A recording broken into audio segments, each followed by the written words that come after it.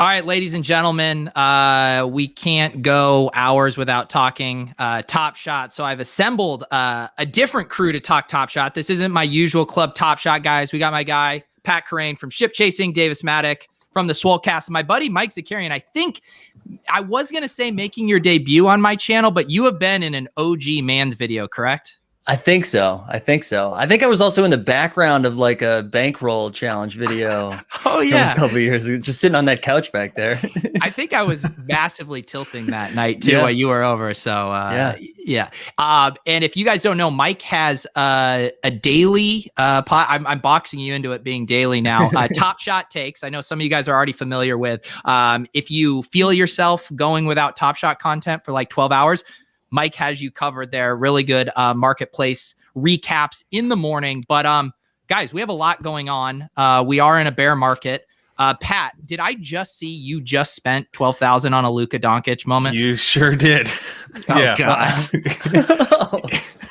in one of our Ship Chasing listener league chats, one of the guys in there, Garrett, was like, "I found something," and we went in on it. And I grabbed the metallic gold Luka. Just kind of a random serial number 273. Single-handedly trying to reverse the bear market right now. Yeah, he's just trying to add to the crypto slam like sales per day. Yeah. Was that have any of you guys Pat, is that your first big bear market purchase? Yeah, it's my first big purchase. Although I keep, so when you went away on vacation, I was literally like, well, 4 hours of content just dried up. What do I do? What do I do? And I found Mike's channel, and then he's talking PJ Washington every day. So I got a couple PJ Washingtons in the bear market. There we go. There we go. And Mike, you and I were talking about LaMelo and Quickly the other night. Did you buy any there? I've just been staring at it. I've been staring at it as it continues to go down. I think I'm going to continue staring at it. I think that's the move right now. And what about you, Davis? Have you made any purchases since your big Tyler Hero sale? Yeah, I bought double-digit serial Lou Dort Rising Star, I think number 67. Lou Dort, I think it was like 750, maybe 680 somewhere in there. And then I bought Teo Maladon Seeing Star as well. Because this is where I'm at now. I am now officially collecting. I'm buying Thunder stuff when it comes out, when it's cool. I bought a bunch of Hamidou Diallos when he got traded.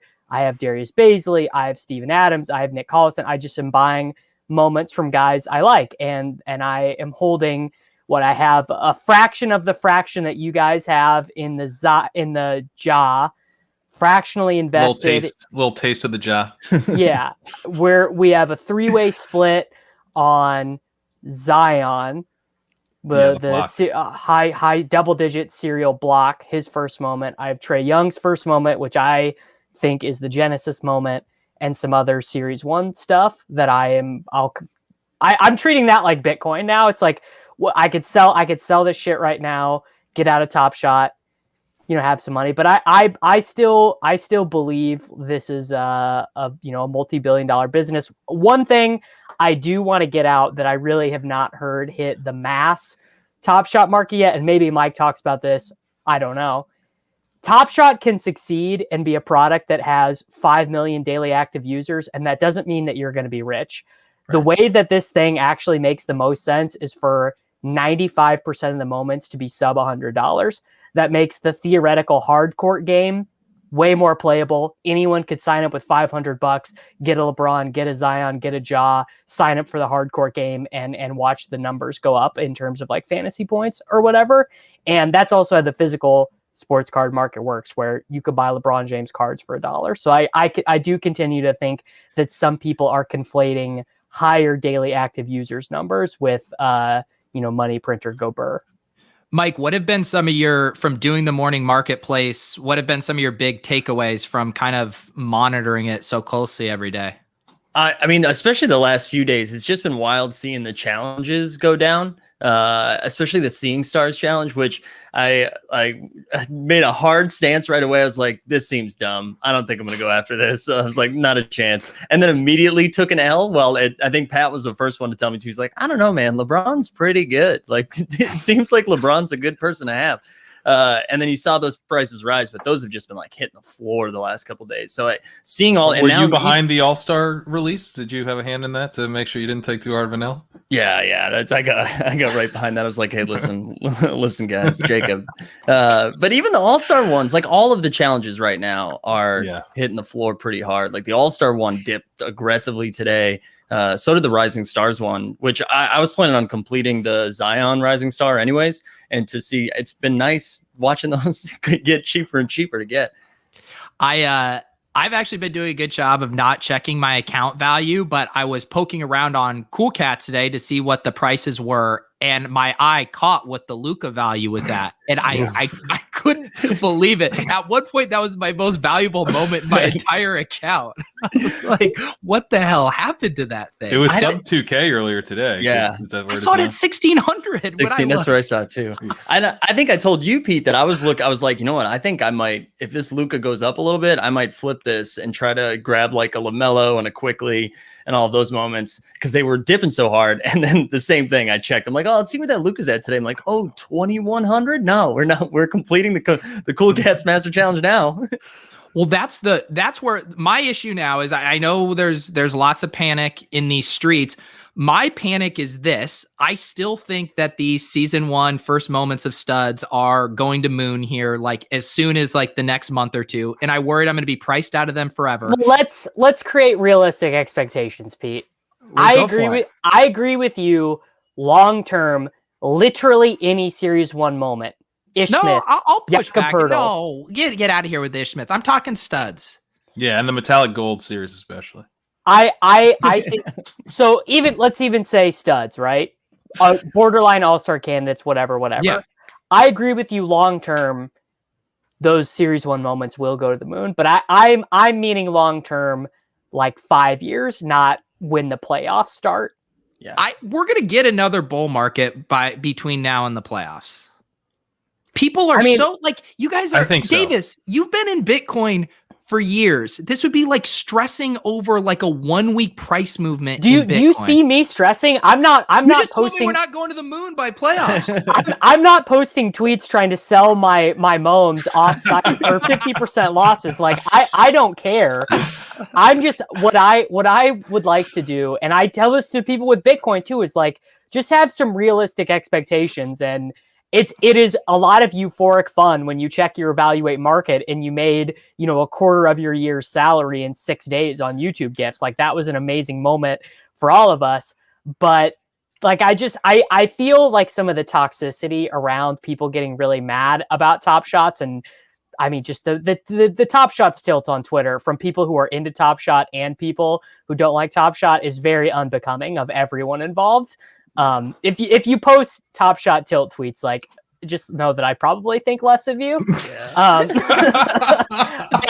The problem is a problem of expectations, and this is true of everything in life. Like things you get mad about, it's because you expect something that didn't happen in reality. And if you manage your expectations, it's much less easier to not be tilted.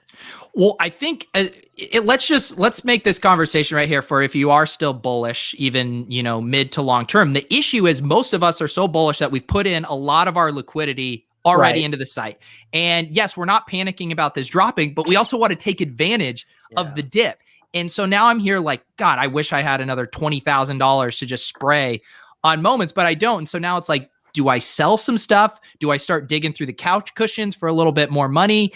Like, how are you guys handling this? Because I want to buy. What's our phrase? When everyone's fearful, that's the time to be greedy.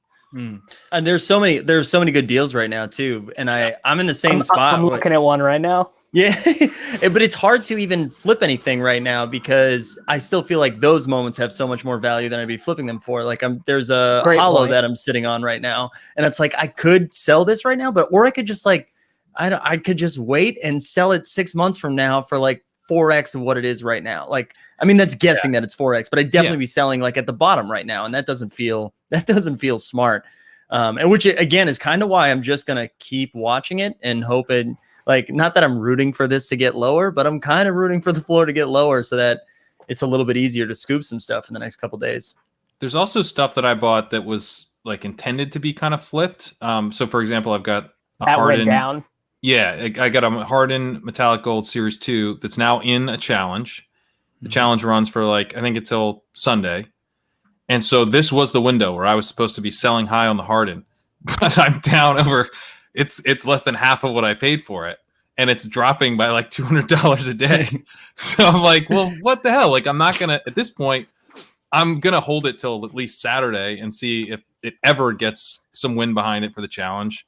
And maybe if it doesn't, then at that point, I'll sell it and put it into an S1 if we're still in a true bear market, or maybe try to complete another challenge. I've got a couple of the Rising Stars. I could maybe try to cobble that together. But it's tough. It's tough to sell when everything's down.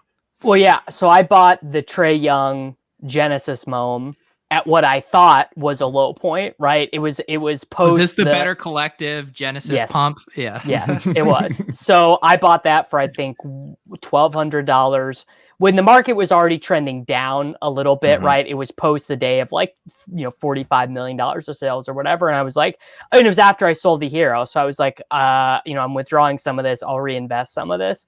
And that's one. And you were really sad. Saddest day of your life. Yeah, it was a bummer of a day.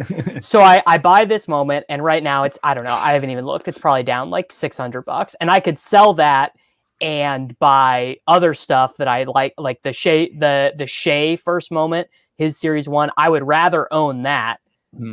But at the same time, do I want to create a taxable sales event, lose the 5% dapper, buying the Shea? And I'm just like, well, it's just easier just to log out. It's just easier to not check, not log out, and just wait. And I know that doesn't get the dopamine flowing. And that's not even really what people want to hear. You talk about, people want to hear about flips and do this and do that. And I'm just like, no, man, I'm just going to sit and, whatever. Last time I talked to you, you weren't worried about taxable events. So I'm glad to see you're maturing in that regard, Davis. Well, Mike, there has been some updates on that front, by the way. the update that it's going to be a taxable event. Yeah, I saw that coming. the update that Dapper is a Canadian company, and that changes how the taxable events occur for American entrepreneurs. Please explain. We're gonna save the tax stuff for another time. Mike, I want to hear: are you going after any of these challenges? Are you getting the Anthony Edwards here? Do we think any of these will kind of hold long-term value down the road as more challenges come out? Man, I don't know. My mindset with the challenges were, if I landed a pack that had one of the more expensive moments in it, like I did the Rising Stars and I got the Halliburton, and I was like, all right, I'm going to go after it because Halliburton is like 30% of what the rest of it is. So I'll get the rest. And the same thing, if you got LaMelo, it's almost negligent not to complete that challenge because it was like 50% of Rising Star. Like, so you just got to go do it. You can figure out how to do it. But I'm getting a little nervous that I don't know what kind of value the rewards are going to have. I think the Rising Stars feel the safest to me because they're, like, Anthony Edwards is a rookie and Zion is Zion. So it feels like they're just going to have value no matter what. And the Anthony Edwards, it looks like it's going to be, I mean, definitely sub 1,000 of those, maybe sub 800. And there seems to be like some real value there. But some of the other ones, like, I don't know. I'm not super sold on. I think it's cool that the Cool Cats round 3 is being a little bit cheaper, right? Like that was supposed to be a common challenge. So the fact that like Cool Cats 2 it was costing you like $3,000 to get that Anthony Davis that's worth like 250. R.I.P. in peace. I think we all did that one, and I think we all hate ourselves for not selling. I came in after the fact and bought low on the Anthony Davis for like $820. What does it sell for now? Like $217? Like $215. Yeah, it is. It's a horrific purchase. It's brutal, and it's so funny. It's so funny because they kept telling us too. They kept telling us, they were like, "Cool Cat's supposed to be a common challenge, not supposed to be that expensive." And we're like, "Oh yeah, well here's $3,000. Watch this. Watch this." and then this one comes out and you can like complete the whole thing for like $450 this afternoon. It's like, this is what it was supposed to be. If I could get one thing scrubbed from the blockchain, even aside from my early purchases, at least I could justify those as like first day on the site, just spray and pray. It would be the prices I paid to complete the second round of Cool Cats. Like I just want that scrub from the internet. I don't want anyone to ever see that because it's. You were on a live stream when you made that decision too. You were on the Topshot site. You told Jack live on topshot.com. What I did was actually stupider. I bought all of the moments the minute it was announced. I had some of the comments. I bought all 9 of the moments for sub 250 total. And I held through the entirety of the challenge, sitting there holding $1,000 Tyler Hierro, like $800 John Wall, and just held it like a dipshit. I mean, just so stupid. Oh my god! I mean, that's how we should all feel when we saw that Luka that was at like 10K, and we're all like, if that Luka's worth 10K, that AD is going to be worth at least 7K. Exactly. Yep. Which means that LaMelo is going to be worth like 50K. 50K, man, dude. 6 figures for the LaMelo Master Challenge. Osimo scooping up all of the Doncic's. There's not going to be any out there. Does Osimo still have like 20 of the Lukas? No, he's got 17. Okay, I mean, he sold off some because he had like 30 at one point. he just has 17 Manu Ginobili run it backs. Oh my god! So what is the moment right now? Because I'm having to prioritize. I know I'm going to buy something here during this dip, and I still haven't settled on what that's going to be. I think I'm debating between the LaMelo, his rookie base moment, or going after like one of the like really springing for like the Harden or Giannis Series 1 base. But one thing about that, and I'm curious your guys' thoughts. So some of those are out of 457, right? They haven't released the rest of that. So it's inflating the prices of the Giannis for first moment, the Harden, even the Steph is like that.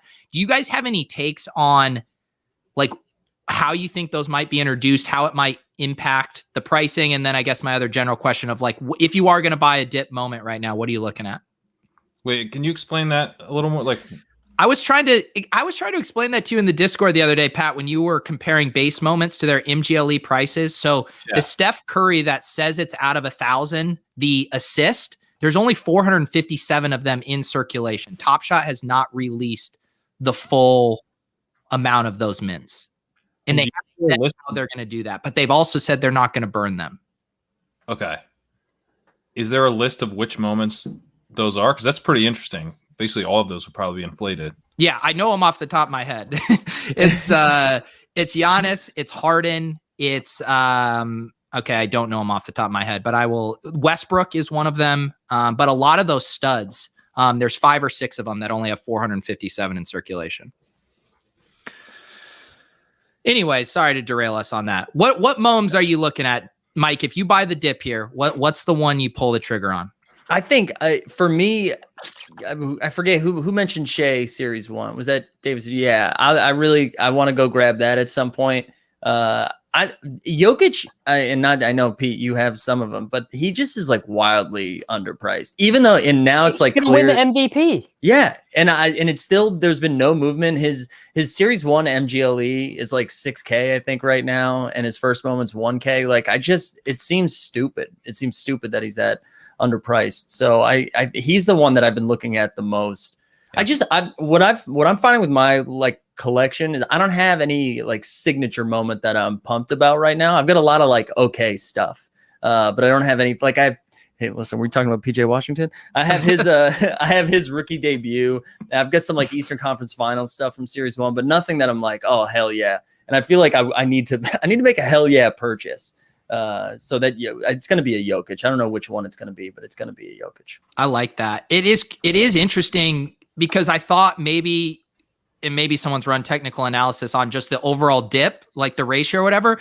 But I thought there'd be a little bump in Jokic just with him now seeming to have the inside track to MVP. But it seems like his stuff has dropped along par with everything. No one wants to spend $6,000 on him one moment right now, or I should say, the total number of active users who want to spend $6,000 on a moment, those users would rather spend $30,000 on a moment. You know what I mean? Like it's kind of one of those things where there are a lot of people willing to spend $500, right? There are a lot of people willing to scoop up those pricing mistakes, and there are people willing to bid $1 million on Zion Williamson off chain to Jeremy Levine. There are people who are ready to scoop up a $22,000 misprice on a run it back or something. But the people who are spending that like 5 to 10K range, those are the moments that have gotten hit in the hardest, because you see people who bought them at $100 and they're paper handing it and they're like, shit, I just want to get rid of this. But you see, and that causes a liquidity problem. That specific range of the market is very illiquid. Yeah, that's such a good point too. I hadn't thought about that, because that's where it seems to be like the biggest gap, or the biggest like undervalued, mispriced, whatever, is that like 5 to 15K range. Because I usually once a week I'll search Metallic Gold Series 1 and just kind of go from top to bottom, and it like makes sense until you get around 16K, and then it's like very weird for like the next 5 or 6 moments. So that's a really good point. That's just that's like the forgotten price range.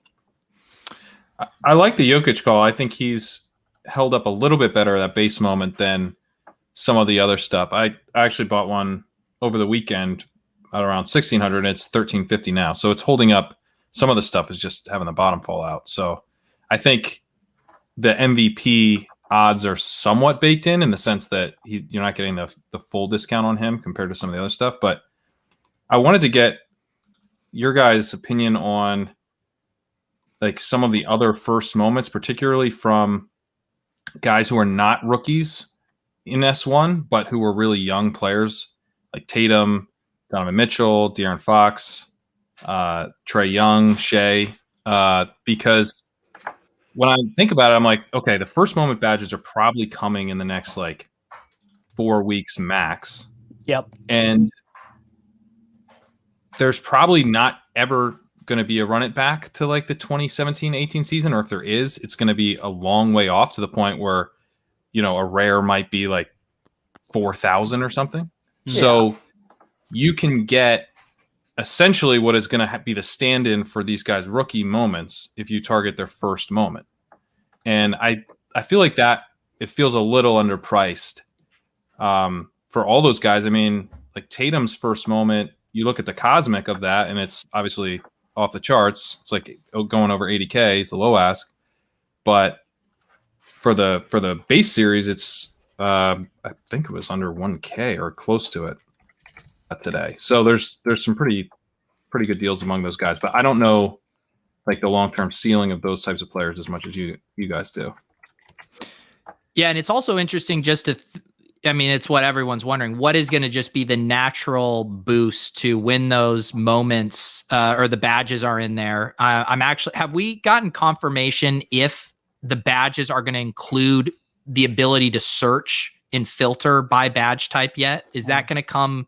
I would imagine. I mean, everything else is filterable, right? So I would imagine. I mean, I don't know how difficult that is. I'm certainly not a developer, but I would imagine you should be able to filter by those things. Why even make a rookie badge if it's not going to be filterable? Because that's like everyone wants to be able to filter by rookie. To me, it's less even about the badge, and it's more about, can you filter by first moment? Because that to me is going to be that would be big. Yeah.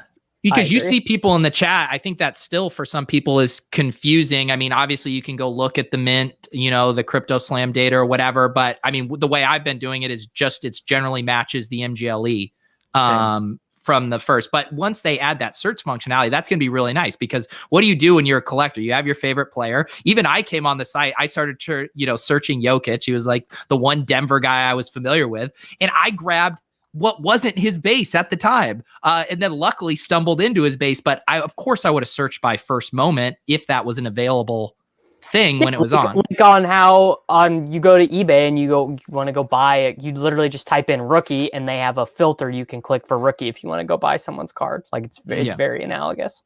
We do have Alan from Dapper Labs here giving us little breadcrumbs to the things we're discussing here. Sometimes stuff will come in steps. So we might not get the search functionality at the same time as the badges there.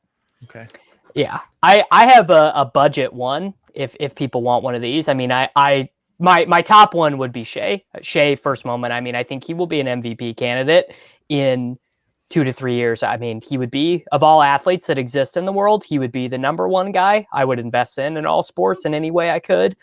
But if you wanted a cheap one, Lonzo Ball's Series 1 first moment common. There's only 3,099 of them. He's going to get traded to the Nuggets or the Clippers within the next 2 days. There will be an immediate bump once he gets traded, but this is a guy who will be the closing point guard for a playoff team that has a pretty good chance of making the Western Conference Finals and even the finals, right? And then if they get there, whoever gets there out of the West will be a slight dog to the Nets probably. But you're literally talking about a guy who could be on a finals team, and I don't think the market is pricing that in right now.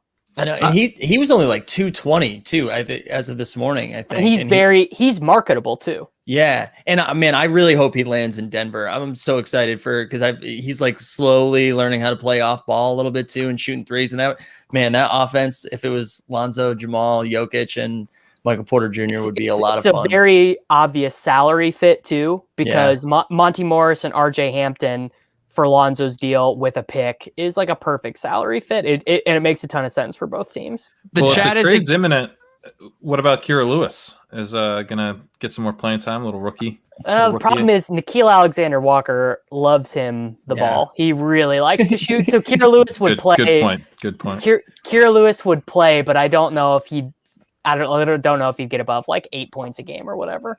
Mike, have you noticed because I know you're still playing a decent amount of NBA DFS, right? Yeah. Have you been noticing playing at night and then doing the marketplace in the morning? Are there little spikes for players coming off of good nights, or is that kind of dried up? That's why I started doing it, the morning show, because I was already doing all of this research for DFS. So I was like, I might as well just talk about it the next day. And I anticipated that was going to be the case. But what's been cool is I feel like you can find a lot of value from that stuff. Like all of the Suns, nobody wants to own anybody on the Phoenix Suns. And they're like a legit good team who also put up like fun fantasy points too. So I feel like you find more value than seeing the market go up. Like there hasn't been, the only bump there's been is for the amount of me talking about PJ Washington every day. That's the only real bump we've seen in the market. But it doesn't seem like the only thing they've been reacting to is injuries. It feels like every time somebody gets hurt, everybody sells. Yeah. Which I guess I get, but it also it's very reactionary. I'm sick of the chat questioning my actual basketball knowledge. You can question my NBA knowledge. I'll meet any of you in Temecula to play one-on-one right now. So just keep the shit talking coming. And Davis, the chat was accusing you of pumping your Shea bags and not actually being the best buy right now. Do you want to defend yourself? Yeah, don't ask someone what they think. Ask someone what's in their portfolio. Every bet I make is on Shea. Right. That's very simple. Don't ask someone what they would do if they had your money. Ask someone what they're doing with their own money. Go look at my evaluate market. I'm in Shea. Like that's my guy. This is what I would give you, Davis. The Shea first moment is a sick moment. Yeah, exactly. Look at him. Look at this dude. His cool cat moment, by the way, I'm sitting here looking at it. The serial number 93 is listed at $399, and I'm sitting here looking at it like maybe. I don't know though. Wow. Can't decide. What do you guys think of the Cool Cats like long term? Because when we first joined, I was like, oh, this is going to be like the kind of the first challenge that we all do. The like card of challenges. Yeah, it's going to have this nostalgia to it. But the way Cool Cats has kind of evolved, I don't know if nostalgia is the emotion it's going to evoke. Taste, yeah. It's like your first like few weeks at college, and it's like your first party. But then you partied like 19 nights in a row. You're like, I kind of just gonna have nostalgia for that entire 2 weeks of getting blacked out, and not that first party. That's what I mean. I was curious, like how many people would have felt so snake bitten from Cool Cats 2 that like when Cool Cats 3 came out, they're like, fuck this. Like I'm not like if I get a pack, cool, and I'm flipping that shit immediately. I'm not going to get a Jokic. Like I just feel like people were pretty upset after the second round of it. It also was like everyone was like, win Cool Cats 3, win Cool Cats 3. And then it was like the father was like, oh, you want to smoke a cigarette? All right, here's 20 cigarettes to put in your mouth. I will just keep coming up with analogies for this challenge rollout all day. Keep going. I also think, right, like I think we had an idea that the whole thing was going to take 6 weeks. And I think we found that out 6 weeks ago. Win and Dapper Labs. And I would imagine if you don't have the Luca, so if you don't have the Luca, or if this is like the first accessible challenge, you're not interested in this at all right now, right? Like, yeah. If I didn't have the Luca, I would not be messing around with this at all. And there's just like 42 challenges out right now, which I know it's like another conversation, but there's just a lot. It's the worst thing they've done. They completely killed the market, which is fine because making shit to do on the site fun and easy and accessible is actually very good for engagement, which I know they care about. And again, something that I've been saying is like, if we gotta lose some of our bags, if the bags have to pop a hole in the bottom to make the true vision of like a functional, fun website exist, then so be it, because people need to be able to access the moments to do challenges and do the hardcore game and build the collection. And it's just not fun to get on and be like, shit, I want to buy a moment for my favorite player. Oh, it's $870 to buy the cheapest LeBron. Like, this sucks. Why do I'm a Lakers fan. I really like Talen Horton-Tucker. Oh, it's $217 to get the 11,217th Talen Horton-Tucker off the line. Like, that's not fun either. Yeah. That was the same thing when friends were asking me, they were like, hey, I just got in, and this was like in early February. I just got in. What should I get? And it's like, I don't want to tell you to get a $48 Otto Porter Jr. Like, exactly. That's like, nobody should have to do that. So I agree. I'm with you. And then, which I think is why the Conley challenge is cool, and why this version of Cool Cats is nice, that it's a lot cheaper because it's more accessible. More people can get involved in it. But there's just a lot. There's a lot of challenges happening right now. I like what Dustin Sandoval said. Durant's first moment as a net, first bucket as a net, his S2 7,500. I thought that was a pretty good one. Shout out Dustin, Topshot Taeks guy over there. So shout out. Oh, there you go. I'll say it again. Check out Topshot Taeks. It's hyperlinked down below in the show notes. You will get Topshot content all week long from Mike and his goons. No, Mike and his co-host. I don't know why I said goons. I'm sorry, Dustin. One thing here, Mike. So you actually, unlike me, you watch basketball.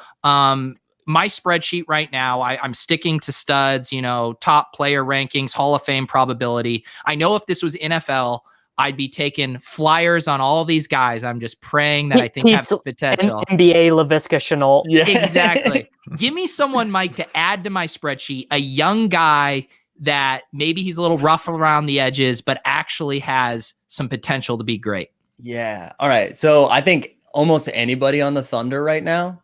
Don't pander to Davis. Listen, I didn't know this was a Davis thing. I'm learning this as we're going in real time. And Pat knows. I've talked up Isaiah Roby. I just think that team was supposed to win 6 games. The Roby mom is good.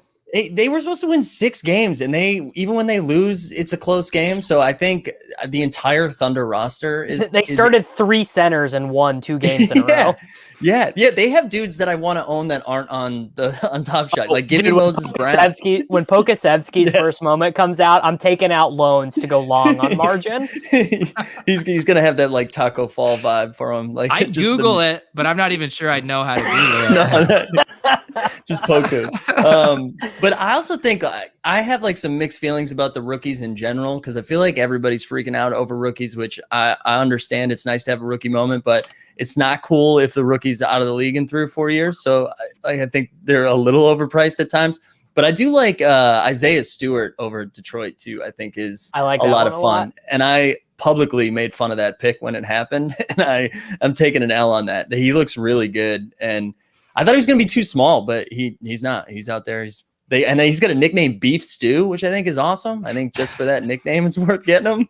And I think he will probably just be their starting center next year. I think they'll just get Plumlee out of there. They'll get out of his money, and Stewart has played well enough. And actually, he shoots threes a little bit. He made one the other night. Now he can't do it well, but he's one of those guys where, we say this with literally every NBA player ever. Lock yourself in the gym in the summer, sit in the corner, and learn to make the corner 3. But some guys actually learn how to do it. I mean, PJ Tucker, right? Learned how to do it. Guys can learn how to do it. I like that one. I think that's pretty sharp. Yeah. Hell yeah. Pat, what have you been learning about the NBA from the Morning Marketplace hangouts? Well, yeah, the PJ Washington call has come up a lot. Well, one question I asked Mike that I thought was pretty interesting, and he had some thoughts on that didn't occur to me as kind of a very casual NBA fan. I asked who had the most to gain in the playoffs. Oh yeah, that's a good question. It specifically from like on a top shot basis. And I think you don't care about it just from like the player's personal narrative basis? Not at all. No, not even a little bit. But I think you said CP3 was the guy that jumped out to you, right? Yeah, I thought that he's already cemented. I think you actually pushed back on this too, which I thought was a good point. Like he's already cemented a pretty good legacy. Like he's going to go down as one of the best point guards of all time. But if he does win a championship, I feel like he gets vaulted up a little bit. It like changes his like narrative a little bit that he actually got it done, and he would have got it done on a non-super team, which I think would be said for something. So yeah, I like CP3, but yeah, you also, I think it was you or somebody else pushed back and they were like, yeah, but CP3 is already really good. Like everybody are like his ceiling's already good. I would be more on team. He's already good. He's already a Hall of Famer. And I also think the Suns are almost drawing completely dead to win a championship because they are a good regular season defensive team, but I don't think they will be a good playoff defensive team because they're too slow.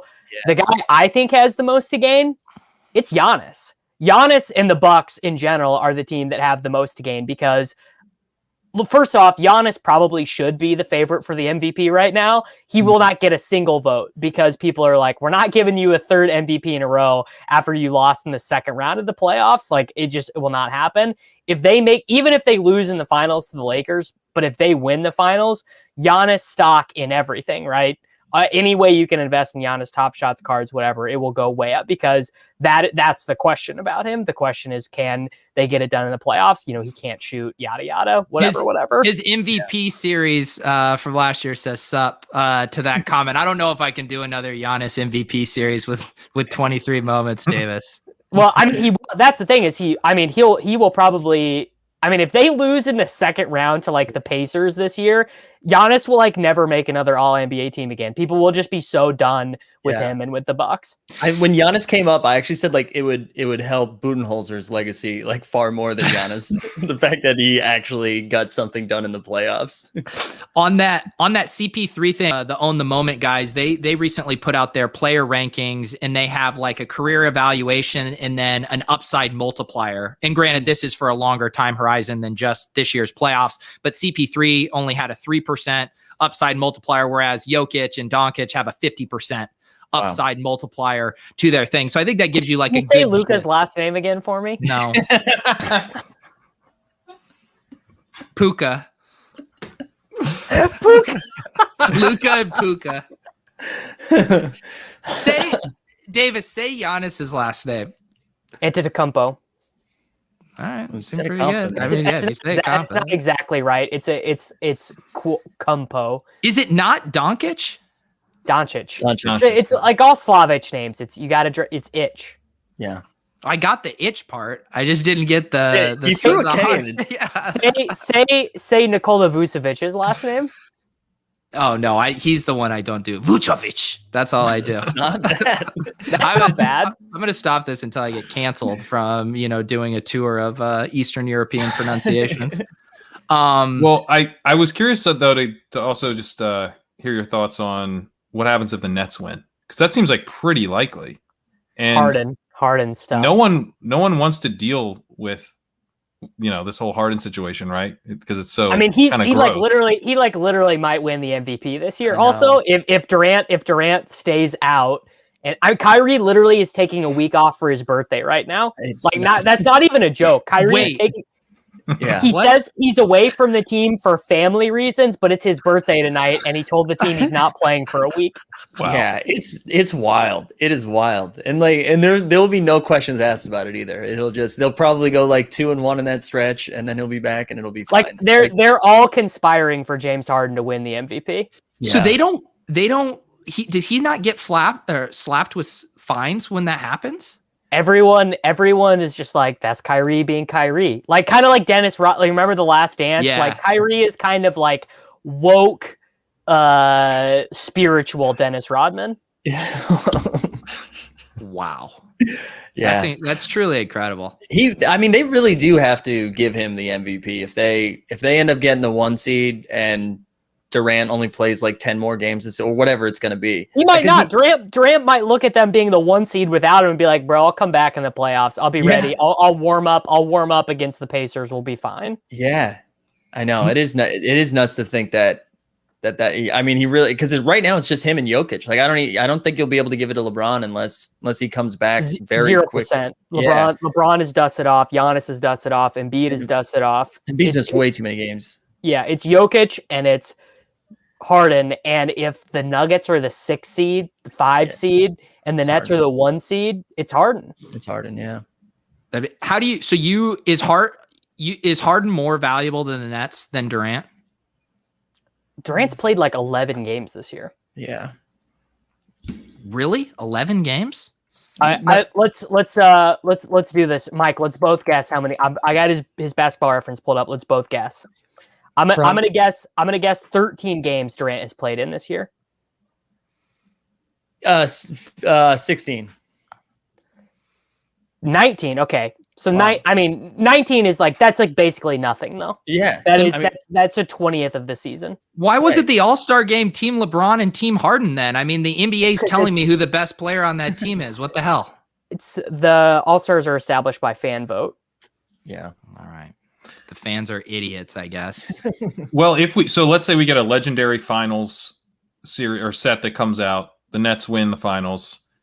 Is Durant the play? Like, even if Harden were to win the MVP and... Well, people like Durant more than they like Harden, right.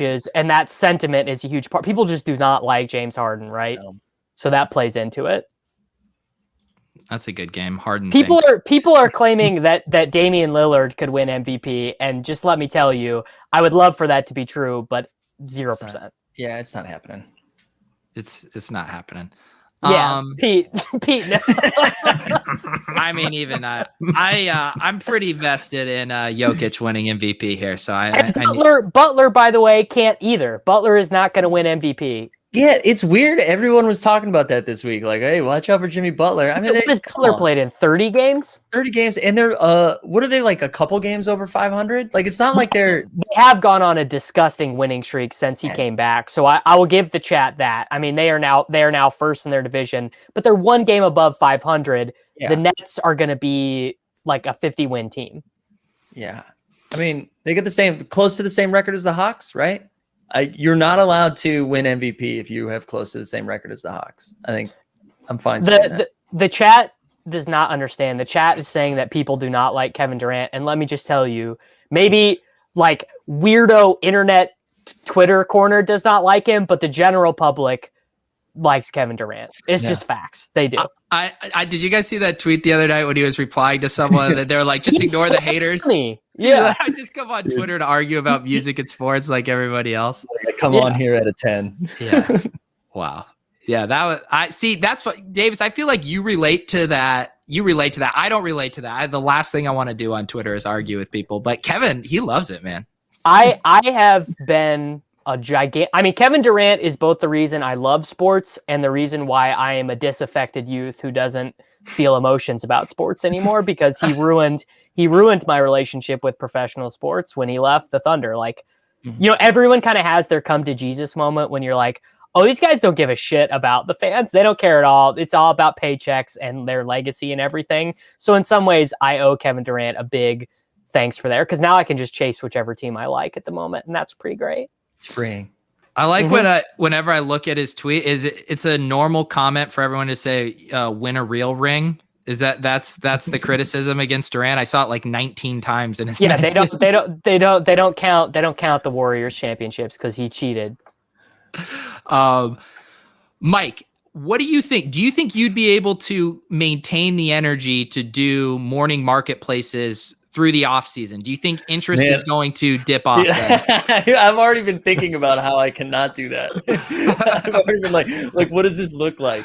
No, there's no way, right? I think that's why I'm assuming that's why they're holding the run a backpack too, right? Do you think that's what they were like, we're going to leave this for the off season because that's what everyone's going to be excited about. I'm sure there's going to be a lot of fun stuff around free agency, and like when the draft happens and then summer league, like I'm sure there'll be like a lot of interest in that, but August like 15th, I don't know if I'm going to do a morning show. I wonder if they can come up with something for the draft. Now, my guess is that they probably don't own any of the rights for college stuff, but I mean, the NBA, they got a lot of capital behind them. I wonder if they can find a workaround, or draft night moments where the guys are coming out and putting the hats on and everything. That would be cool. That would be cool to me. But hang on, because now that's a guy's first moment. Exactly. I already can't buy the LaMelo fake assist. I'm not buying this. I'm not buying this as a first moment for $42,000. Putting on his Houston Rockets hat, selling for like $13,000 American dollars. I love that. So that means we'd get a whole set with Adam Silver in it, like a whole entire set where Adam Silver's shaking hands and doing weird hugs. I'm in. In. That sounds like something that would actually be good for my idea of like the onboarding sets where they can't even be traded or whatever or sold, but it's like something like that, where it's like the player, their cap, and everyone gets a pack of 3 when they sign up for the site or something, and they just sit in your account and they can't be. That's where I'm with Pat. I don't want to be paying like $3,000 for, one of these guys like getting his tie adjusted by his mom at like draft night. No, but then you'd have, it's better than the LaMelo assist still. You'd have the cardboard hardos coming in and being like, imagine buying a college jersey, you rookie. Imagine. You tell me, we might get a moment of like someone still in the green room because they didn't get selected. Like they were supposed to be a lottery pick and they go like 28. And you just see them at the table. I would pay for that. Pete doesn't even get this reference. Yeah. So it's like football. Give me some credit, Davis. I know what a green room is. God, I mean, you guys are so condescending to me on my own channel. Just because I can't pronounce Doncic. I've heard a lot of like mispronunciations of that name too, but Doncic it's not even how it's spelled. There's not even a K in there. Just let me say his name in peace.